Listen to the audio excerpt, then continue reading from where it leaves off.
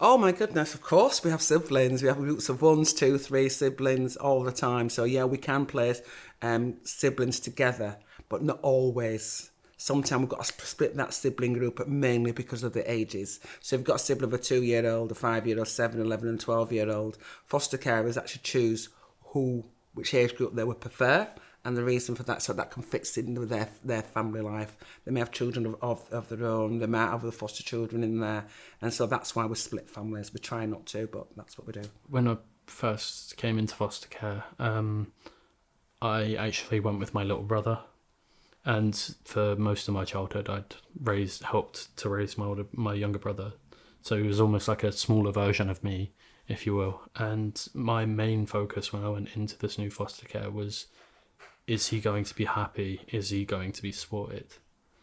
And I think that was the biggest thing in my mind, was my younger brother's safety. It was only meant to be for 6 weeks. Now it's been 15 years in the same house with the same family.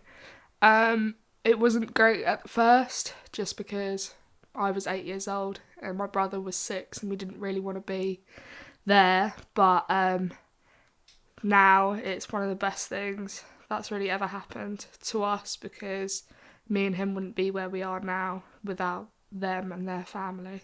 If we were by ourselves, I do not see us being in the emotional state we are now, and I do feel like we'd be very shut off and completely different. I myself am I'm one of 6, and clearly the benefits of all my different sisters and brother are, a great source of support and inspiration to me, and couldn't imagine, growing up without siblings, or maybe none of my own siblings not being there. I think it's about remembering that they've had a collective experience that you've not been party to, and that they might have strained relationships because of things that have happened to them previously. I've got siblings. Our relationship was never always perfect, and we fell out and we made up, and children that you foster who are siblings have exactly the same issues as you have, and I think it's just to remember that